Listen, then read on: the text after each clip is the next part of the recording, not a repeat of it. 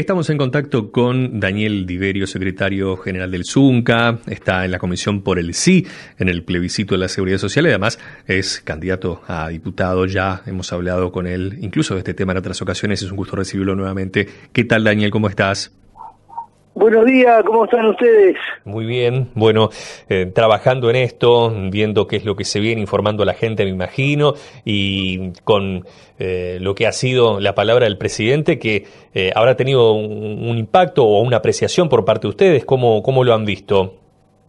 Sí, en realidad nosotros estamos, en el medio de la campaña, ustedes también por el plebiscito y el sí, y la verdad que otro día miramos lo que fue la conferencia de prensa del presidente, y lo que encontramos que más que la conferencia de prensa fue una arenga en contra del plebiscito, pero con muy pocos argumentos y con muy pocos elementos para justamente llevar adelante su planteo. O sea, nosotros pensábamos que el presidente acompañado de Saldain, que fue el promotor de la última reforma de seguridad social, y de la ministra de Economía, no iban a tratar de respaldar sus planteos con números concretos y con proyecciones concretas. Simplemente lo que hizo fue lo que ha hecho por lo general la mayoría de los que están en contra del plebiscito, con un terrorismo verbal y con pocos argumentos. Simplemente sí, estamos al borde del plebiscito, esto es entre Peñarol y Nacional, que esto es, se termina el mundo después de esto.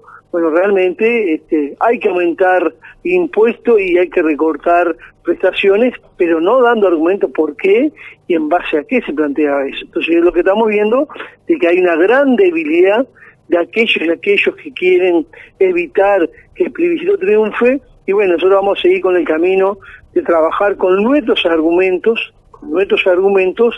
para hablar con el conjunto de la población para que realmente triunfe el plebiscito. Tanto es así que cuando logramos conversar con las vecinas y los vecinos o los compañeros de trabajo, la gran mayoría de las cuales conversamos y damos nuestros argumentos termina apoyando y respaldando el plebiscito.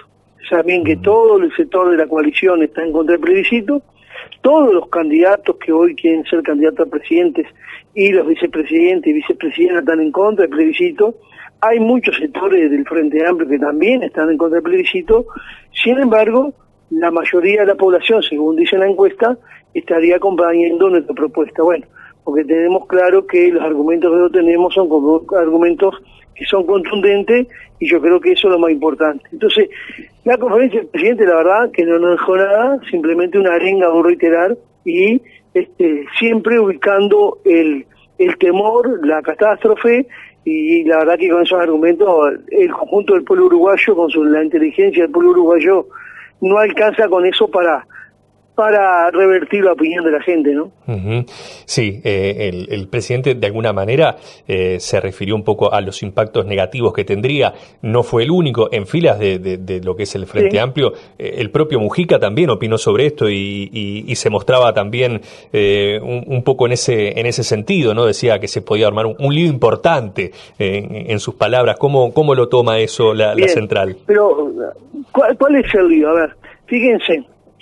Vamos sobre uno de los puntos que tiene que ver de llevar las jubilaciones mínimas igual que el salario mínimo. Está bien que hoy hay una diferencia de 3.000 y poco pesos. O sea, que un trabajador, una trabajadora jubilada que tiene una jubilación mínima de 18.000 y pocos pesos pueda pasar a ganar 22.260 pesos como es el salario mínimo, esa es la catástrofe de llevar a aquellos sectores más carenciados que pueden echar un poco más de carne del arroz. Esa es la gran catástrofe. Pero fíjense, durante los periodos de gobierno del Frente Amplio, cuando se da el adelanto del ajuste, el ajuste de los jubilados y los pensionistas es en enero, pero en junio se le da un adelanto a ese ajuste. Durante los 15 años de gobierno del Frente Amplio, ese adelanto que se daba en junio a las jubilaciones mínimas no se lo descontaban después, se lo mantenían. Eso hacía que las jubilaciones mínimas tuvieran un crecimiento superior al resto de las jubilaciones. Este gobierno 2020 cambió el criterio, y a partir de 2020 el adelanto de junio que le dan a todas las jubilaciones y las pensiones, también a las jubilaciones mínimas se la empezaron a descontar. Por eso es que se diferencian de vuelta. Si este gobierno no hubiese cambiado el criterio y mantenía el mismo criterio que venía anteriormente, de no descontar el ajuste a las jubilaciones mínimas, voy a reiterar, bueno, hoy las jubilaciones mínimas estarían 21.500 pesos aproximadamente, muy cerca de lo que estamos planteando nosotros. Entonces, lo que nosotros estamos planteando no es una catástrofe. Lo mismo el derecho a tener con 60 años de edad y los años aportados para el derecho a jubilarnos. ¿A qué trabajador tiene condiciones de mantenerse en la vida laboral? Lo puede hacer y quizás con esos años más aportados tiene una mejor jubilación en un futuro. Pero hay trabajadores del campo, de la frigorífico, de la construcción, empleada doméstica y una cantidad de sectores que es muy difícil mantenerse en el mercado laboral después de los 60 años. Tanto es así que la tasa de empleo después de los 60 años es apenas un 20%. Quiere decir que hay un 80% que no puede mantenerse en el mercado laboral. Llevar a la edad 65 años es muy salvaje para la cantidad de trabajadores y trabajadoras. Pero también es una rebaja de las jubilaciones, porque con 60 años de edad y 30 años de aporte, por lo general la prestación que te dan es un 45% del salario, del promedio de los últimos 10 años. Era así. Si vos lo llevas a los 65, esa prestación de 45% recién es a los 65.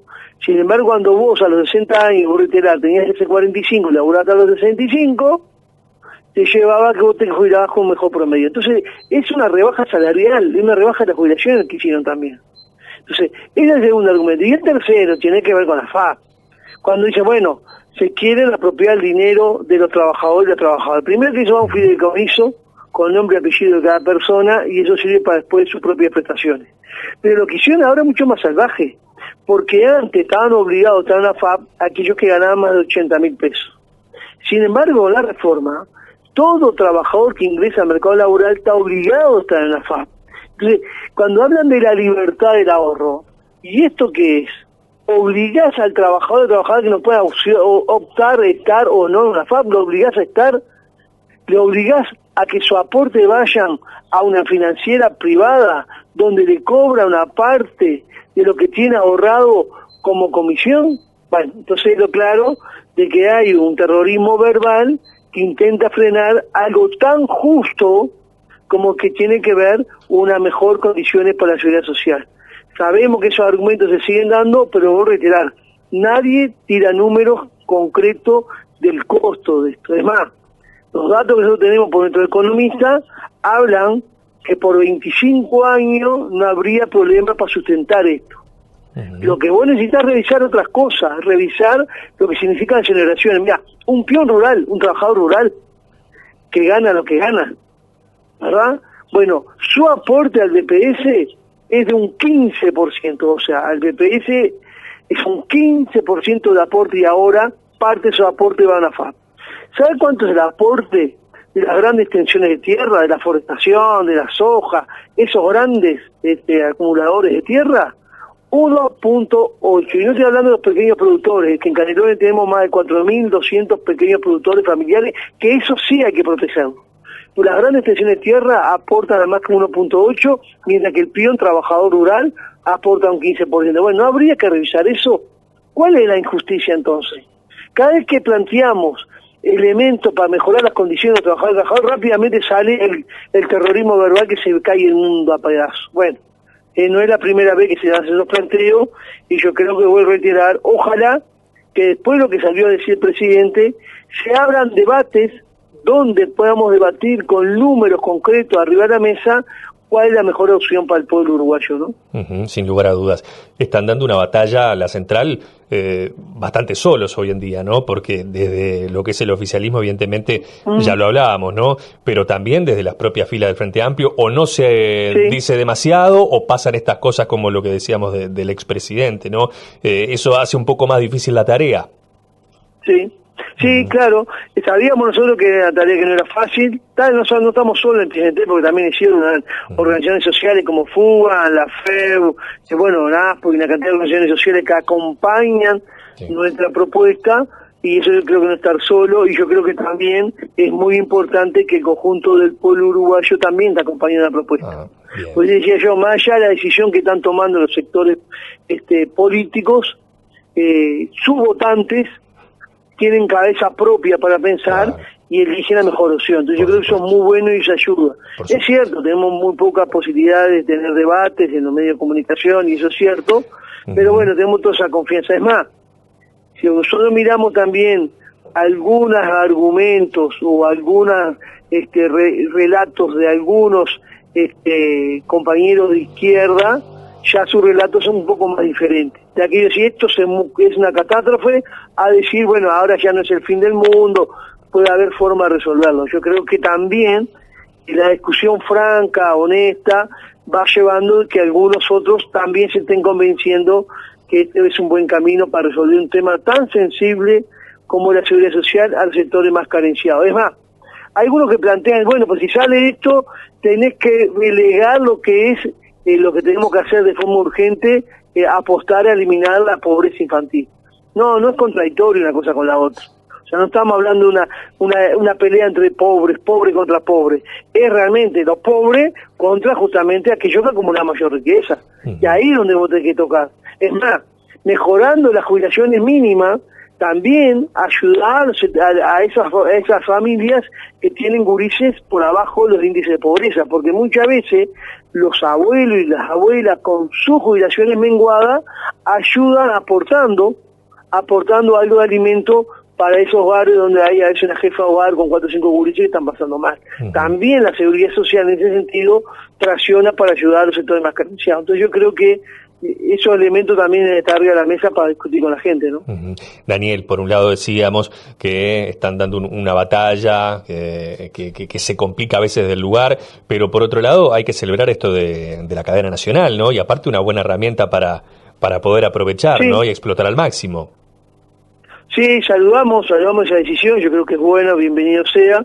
Y la cadena se la vamos a usar, no para largar consigna, no para tirar mensajes que sean emocionales, sino con números y argumentos por qué sostenemos que es necesaria esta reforma. Es más, fíjense que la reforma que hizo la coalición ahora tuvo 2 argumentos.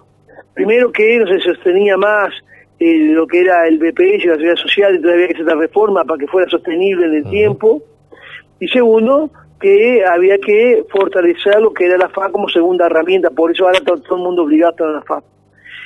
Esos mismos argumentos se utilizaron hace 30 años atrás, cuando también hace 30 años atrás, en el 95, nos decían es necesario hacer una reforma, si no la seguridad social se cae a pedazos, no se sostiene más, y a su vez que teníamos que ir hacia un ahorro individual que nos iba a permitir mejores prestaciones, e incluso mostraban en los spots publicitarios 2 jubilados yendo a la luna a hacer turismo, que íbamos a comprar la casa en la playa que siempre quisimos. O sea, todos esos argumentos ubicaron el ahorro individual, que iba a mejorar las condiciones de prestaciones, y que esa reforma también a su vez mejoraba justamente la situación de financiación del BPS. Esos planteos hizo la reforma.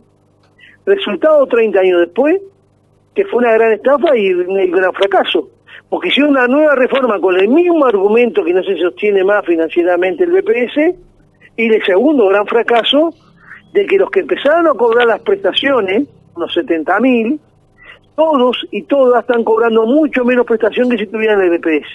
Tanto es así que el propio Saldain y el Ministerio de Economía reconoce de que todos los trabajadores que están cobrando prestaciones están cobrando un promedio de 10.000 pesos menos de lo que tendrían que cobrar. O sea, que sí que hubo una gran estafa, no están cobrando más prestaciones, están cobrando 10.000 pesos menos en promedio que si estuvieran en el BPS.